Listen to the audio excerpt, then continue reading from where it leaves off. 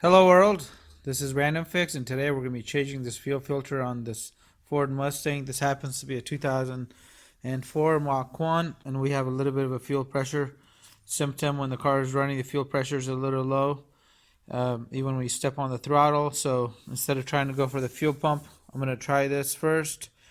The car's got 138,000 miles on it, so I'm going to give this a quick try, and hopefully this is able to fix my problem.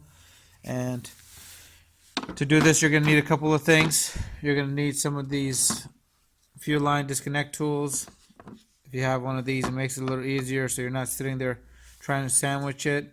And you need yourself a fuel filter, and a lot of these fuel filters are pretty inexpensive. To change the fuel filter on this vehicle is a pretty easy job. Your vehicle might be a little different, and some vehicles have the fuel filter built into the fuel pump, into the strainer system.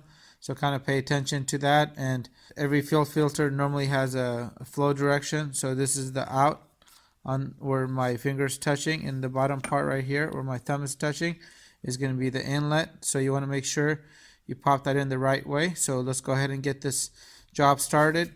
And if you have a creeper, it may make your job a little easier. I have the vehicle lifted up on some jack stands here, and I have my safety goggles here, and you want to make sure you wear these when you're changing the fuel filter on any vehicle. The fuel is often under pressure, and you want to go ahead and relieve the pressure off the system. That way it's not just pouring out on you.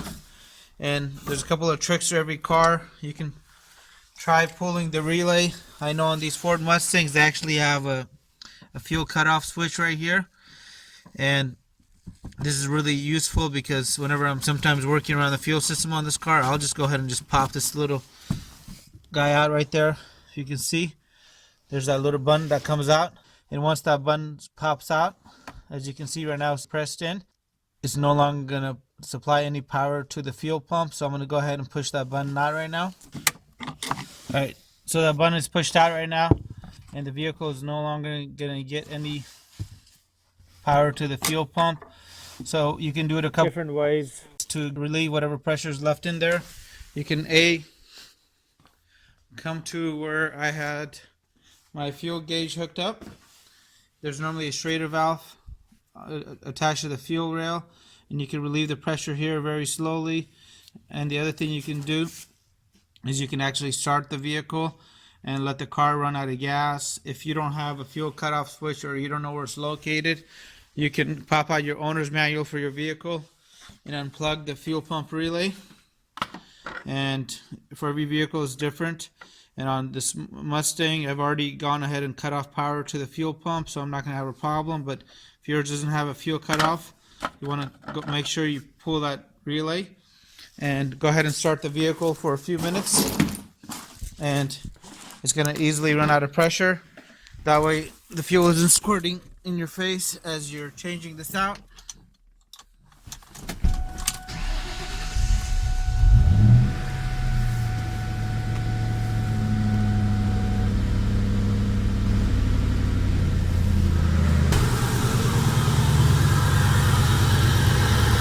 As you can see, I have no fuel pressure in the rail anymore.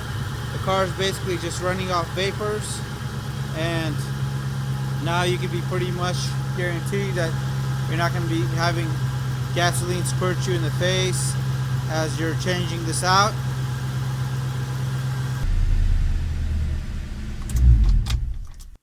And if you want to take an extra precaution, you could even disconnect the battery on the negative terminal here. So this is going to be the fuel filter, and it's going to be located right in front of the gas tank right here on the Mustang, but yours might be a little different. And now what you want to do is you want to remove these clips. That kind of a safety feature out here to make sure this doesn't pop off. And pull the back out first. And the front just swivels out of place like that. And you're going to need a flathead screwdriver. Alright, so before you go underneath and try to disconnect the fuel filter on this Mustang, this one's going to be held on with these clips that kind of just slide into place. You need to figure out the exact adapter. All cars are different. Some are going to be held on by bolt and nut, and this one is just going to be a clip. I'm going to show you guys that in a second. So you want to get yourself an adapter that's slightly bigger than the actual fitting is sliding onto. So this is the one I'm going to end up going with, and I don't really need a lot of leverage in this application, and most of my gas was run down. I didn't let the engine sputter or anything, but I let it run for a few minutes, and when I pull off the old fuel filter, I'm not going to have a lot of fuel in my face. Alright, so to get this off, you're going to put this right over the old fuel filter, and you kind of just slide it into place like that, and you'll hear a little snap and it'll come off. You see how I don't have a lot of fuel dripping off? That's why you want to let that motor run for a few minutes. And alright, so with this off and it's slowly dripping the fuel out, I'm going to go ahead and loosen this up. That way I actually have access to this side of the fuel filter as well. Not able to get her there right now. Alright. I'm going to go ahead and just pop the fuel filter off. Just like that. And this is a great time not to use any power tools. Smoke a cigarette or anything else. Do not take a chance. And sometimes if you have a stubborn filter like the one here, what you're going to have to do is you're going to go ahead and have to press the filter in, and as you're pushing the fuel release tool in there, and you're going to have to start spinning it at the same time to get a really stubborn fuel filter off. Now here comes the easy part, putting this back in. The arrow is going to be pointed towards the driver's side, and it's just going to clip back into place, and this is going to be a lot faster.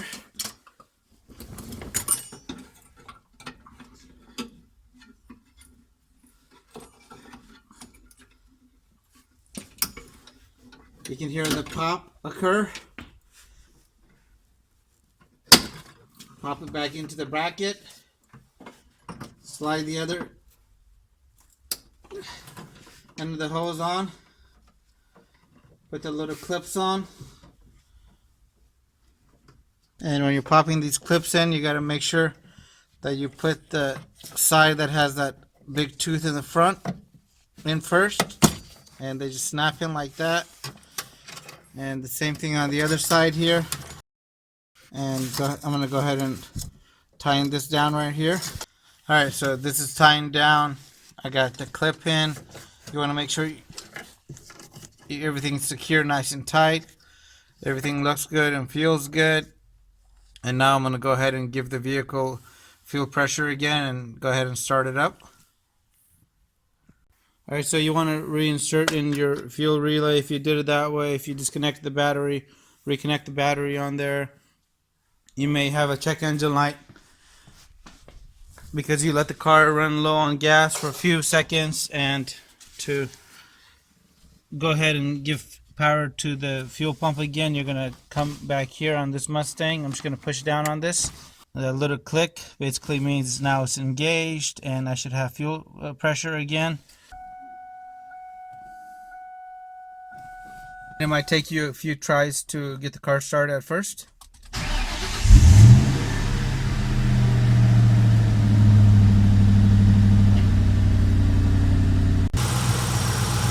And there it is. I have fuel pressure again, around 31, 32 pounds at idle. And when you're using one of these tools to remove the fuel filter from the actual hose, you kind of got to move it around sometimes, so it isn't just you put it on and it goes. I've had instances where I kind of have to move it around, and even though it's round, that's just what I recommend. Kind of take your time and don't wrestle with it too much, and just be gentle. You do not want to damage the hose end and have a possible leak. One of the side effects of not replacing your fuel filter on time is that it can actually prematurely cause your fuel pump to wear out and have a mechanical failure, since it's always working on 100% cycle. And If you ever pull into a gas station and you see one of those tankers filling up, you want to make sure you do not pump gas there. Drive over to the next gas station, because all the settlement in that tank is actually coming to the top, and you're going to pump it into your fuel system, causing damage to your fuel pump, fuel filter, and if it gets past that, it could actually damage your fuel injectors, and now you start talking about a lot of money and a lot of expensive components that are going to take a lot of time to troubleshoot. And I hope this video helped you guys out. Please leave your comments and your questions below. And if it's your first time visiting the channel, please consider subscribing for more time and money saving videos like this. Let me know if you guys have any comments. Hit the subscribe button, and I really appreciate your continued support.